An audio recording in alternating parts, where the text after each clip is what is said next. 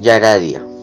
El techo seguía blanco como siempre y las lámparas se encendían lentamente simulando un amanecer. Me había levantado perfectamente antes de las 6 de la mañana. Uno de mis mayordomos entró en el cuarto, paró su apurado paso al verme despierto. Sin embargo, prosiguió con su deber. Buenos días, amo. Qué sorpresa verlo despierto. Hoy es 30 de julio de 2050. Espero que tenga una atractiva mañana, decía con su tono suave y humilde, el mismo que me despertaba todas las mañanas. Gracias, Arnold, respondí gentilmente. Él se retiró de la habitación y seguido de esto me dispuse a bañarme, para luego ir a la oficina a avanzar mi trabajo. Al terminar mi ducha y ponerme mi traje, salí a mi balcón a tomar un poco de sol, sentado en mi silla de metal fino con un diseño rústico de madera. La lámpara indicaba que ya eran las 7, pues la luz, ahora ya más fuerte, se posaba sobre la séptima línea. Mi cara produjo una sensación de satisfacción cuando esos rayos mañaneros llegaron a mi rostro, y las supuestas vitaminas que se otorgaban se empezaban a sentir. La mirada que estaba fija en la ciudad, de repente giró hacia un extraño libro que sobresalía de un cajón, en una pequeña biblioteca de mi padre. Me puse de pie y lo cogí. Su portada roja, con una ancha línea azul, era antigua, tanto que despertó mi curiosidad. Al instante lo abrí.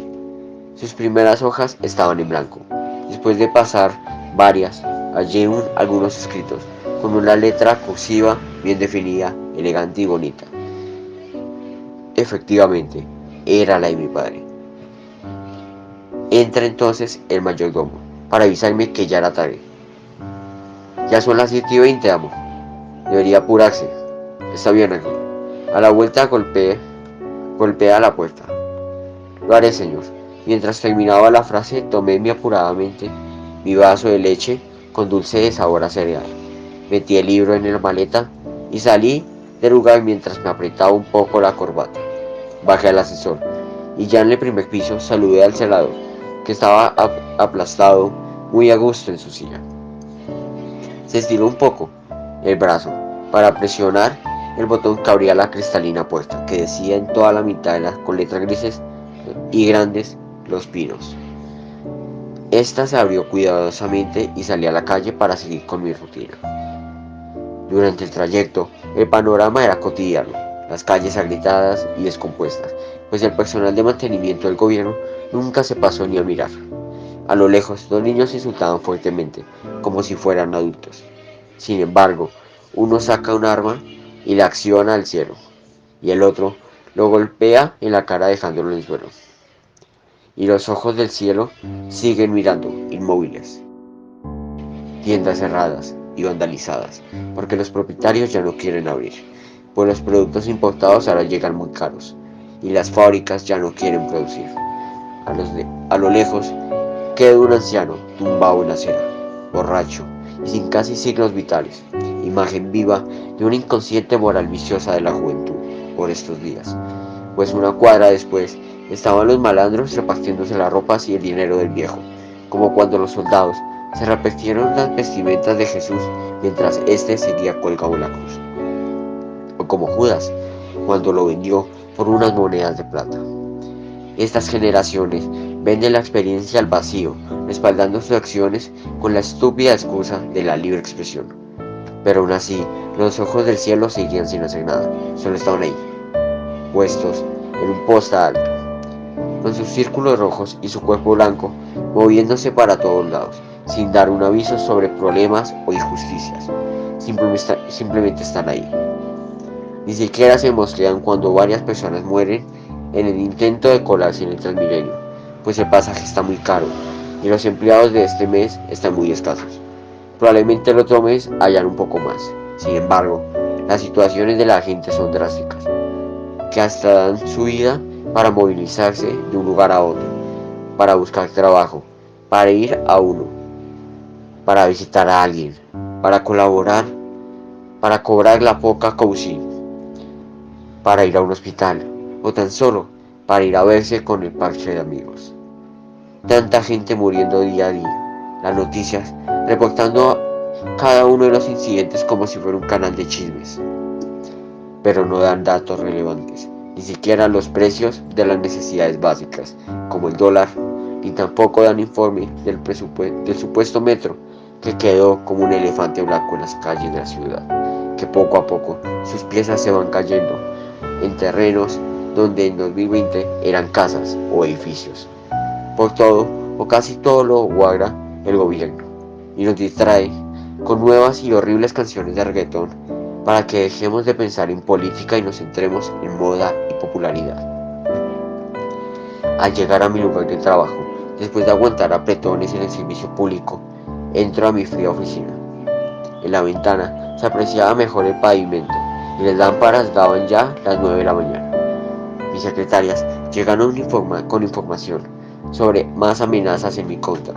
Yo, alterado, las eché del lugar y me dispuse a continuar con la lectura del libro. En varias páginas habían datos y valores estadísticos y económicos. Varios me llamaron la atención, como uno que decía: 300 millones de la construcción ya están en mi poder y 2 millones del apoyo a la campaña ya fueron maquillados. Tras terminar esta última palabra, entra a la oficina un hombre con capucha. Del pantalón sacó un arma de fuego y yo, en intento de agacharme rápidamente debajo del escritorio, pero todo pasa en cámara lenta. El joven aprieta el gatillo y la bala sale disparada. Las hojas que estaban sobre el escritorio vuelan dentro del cuarto y mi frente, ya ensangrentada, cae lentamente al suelo, mientras el vidrio que daba a la calle se rompe, haciendo un agujero donde decían las mismas letras grises: línea roja. El silencio invade mi cuarto mientras pienso en aquel suceso fatal, donde la vida de mi tío fue arrollada por un hombre desconocido que ni siquiera 15 años después ha sido encontrado. Aunque fuera un hombre arrogante y solitario, su manera de pensar en el mundo era bastante distinta a los demás. Que este mundo debía cambiar. Noche tras noche, velaba pensando que mi tío quería que yo continuara con su pensamiento, que debía salir a predicarlo. Pero no podía, pues en estos tiempos se calla quien hable y opine sobre política, ideologías o pensamientos que interfieran con el gobierno que desde hace ya unos 15 años ha estado en el poder. Pero un presentimiento me decía que se podía, que solo debía, por mínimo, arriesgar mi vida por lograrlo. Bajé las escaleras rotas de madera, un sonido particular y tenebroso que me hacía pensar que en cualquier momento se romperían del todo. Ya en el sótano, el desorden era incomparable. Desde su muerte nadie había sentado a este lugar. Entre los escombros buscaban objetos que se pudieran vender y así conseguir algo dinero, pero era muy poco. Muebles, corbatas, trajes, cristales y libros, algo que no se vende. Organicé el lugar, desempolvando los objetos superficialmente. Lo aparté según su valor y salí de la casa a exponer los bienes por medio de fotografías. La gente daba un reojo al celular y seguía con su rumbo, pues dentro de sus mentes ya estaba la palabra trabajo y no existía prójimo ni necesitado. El gobierno había creado adictos al trabajo, donde todos son esclavos de todos. Me senté sobre la acera, pues mi espalda sobre la pared, y esperé las largas y eternas horas, como un habitante de calle que suplica por su limosna, viendo cómo la gente de gala y traje se posaba enfrente a mí. Al lado mío se sentó un verdadero vagabundo y me empezó a hablar con voz ya de lástima. ¿Es usted el hombre que vende reliquias por la calle? Sí, claro, le respondí mientras le mostraba algunas fotos en el celular. No es necesario, quiero ir a verlas. Yo asentí y junto con el personaje nos dirigimos a la casa de mi tío. Bajando las escaleras, que por el peso sonaron mucho más. Aquel hombre desconocido, solo con mirar los objetos que lo rodeaban, se impresionó completamente y me extendió su mano y me dijo que me compraba todos. Mi cara de inconformidad con la visita se cambió a una felicidad que se salía por los poros. Le estreché la mano y sellamos el acto. Él trajo una especie de camioneta y empacó todo dentro, pero con la mitad de las cosas en el auto, uno de los muebles, la biblioteca Hizo romper la escalera, todos los libros se cayeron al suelo, y el comprador, apurada y descontroladamente, recogió todo, puso una tabla resistente y siguió subiendo. Cuando ya terminábamos todo empacado, el misterioso hombre me dijo que revisara si había quedado algo adentro, para que él me pudiera pagar. Cuando me di la vuelta, el chofer arrancó muy rápidamente. Yo corrí demasiado detrás de él, pero ya era imposible alcanzarlo. Se había robado todo lo que, por lo menos, me daría algo de dinero. Volví al sótano y me senté en el suelo. Y al lado mío estaba un pequeño libro, muy antiguo. Era el único que quedaba. Prendí la linterna y poco a poco lo leí. Resulta que su contenido era muy conflictivo e importante, incluso para formar una revuelta. Hablaba sobre multimillonarios, robos que hicieron los gobiernos que mataron a mi tío, el partido de Línea Azul. Cogí el libro, fui a la impresora y tomé varias copias de las partes más importantes. Preparé un engrudo casero y fui pegando por todas las calles, pero no fue tarea fácil. Varios de los locales no me recibieron muy bien, me insultaban, me corrían o incluso me amenazaban. Así que tuve que hacerlo en otras partes, como parques, colegios y otros sitios algo concurridos. Todo el mundo debía saber de esos sucesos. Debían despegarse de ese gobierno inepto. Así que también lo hice por medio de las redes sociales. Un buen medio para cualquier cosa. Pasó mucho tiempo, desde la última vez que pegué un afiche. Ya estaba desistiendo de aquella idea, que solo servía para la gente con plata y fama. Mi madre alguna vez lo dijo: cuando no es para ti, no lo será, hasta que encuentre la forma correcta de hacerlo realidad. Lloré amargadamente. Aquella persona que estaba conmigo en las buenas y las malas ya no estaba a mi lado. Era un sueño nomás.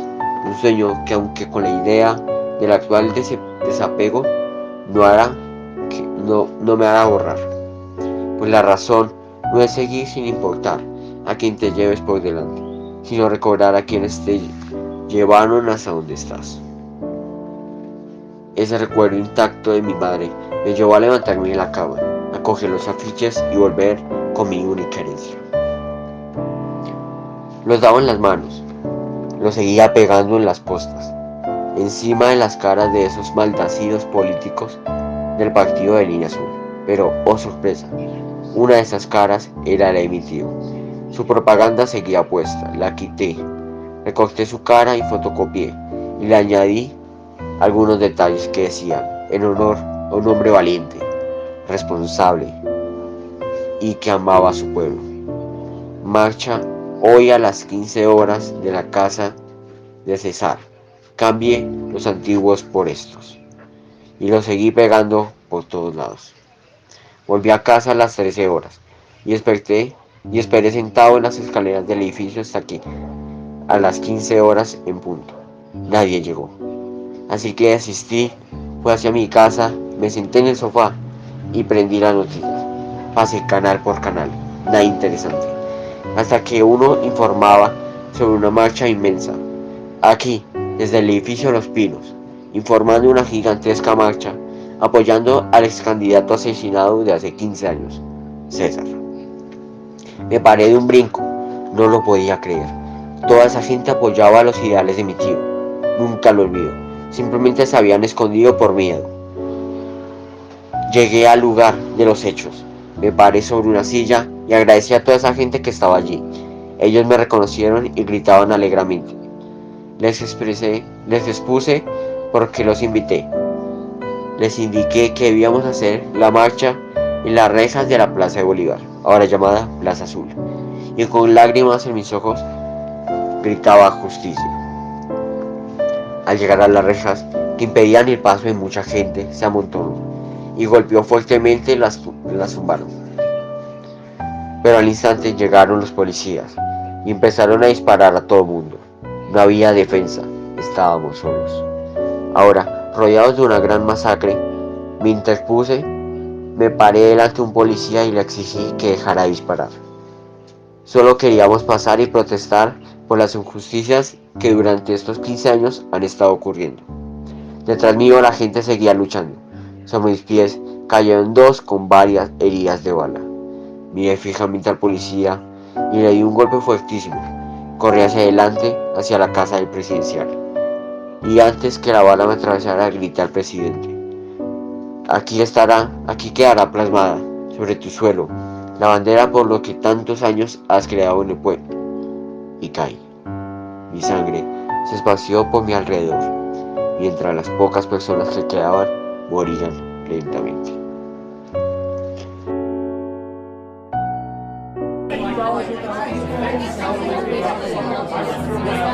A todo el mundo llegó el informe del gran genocidio. Mi muerte era el inicio para más guerra. Mucha gente que incluso apoyaba al partido de Línea Azul estaba peleando contra ella. Toda la gente reunida en la Plaza de Bolívar, apuntando contra el Gran Palacio. Los policías, militares, acorralados, sin movimiento, solo les quedaba de otra que servir al pueblo. Durante varias semanas las calles quemadas, autos aplastados, era el panorama de mi cuerpo fúnebre ya puesto en un ataúd. Fue enterrado con honores, justo al lado de mi tío. Era un mártir de la justicia, que dio su vida por devolver al pueblo lo que nuevos gobiernos mataron hace 15 años. Muchos paisajes que tenían la misma dictadura también hicieron rebeliones. Murió mucha gente. No soportaba esa esclavitud. Sin embargo, no todos corrieron con la misma suerte. Su dictadura era tan poderosa y avanzada que no fue fácil combatirla. Hubo tiempo de hambruna, de sequía y muerte. Sin embargo, los países que lograron salir de la dictadura empezaron a apoyar a los países que quedaron débiles. En el nuestro, las empresas que por mucho tiempo no trabajaron volvieron a funcionar. Sus empleados tuvieron otra vez un trabajo digno. La pobreza seguía, pero ya no era tan grande, pues los impuestos se redujeron. La bolsa del país mejoró. Y como las propias fábricas volvieron, nosotros producíamos nuestros propios insumos y no necesitábamos de las empresas extranjeras. Y porque muchos países hicieron lo mismo. Estas empresas dejaban cada vez más de funcionar, pues eran muy pagadas en los pactos corruptos que hacían con los demás países, lo que a su vez redujo considerablemente la oscuridad, que había sido reemplazada por intensas lámparas. Las redes sociales ya no eran tan interesantes, pues como dije, algunas de ellas también eran financiadas por los países potencia, que a su vez recibían millones por vender y vender la llamada popularidad.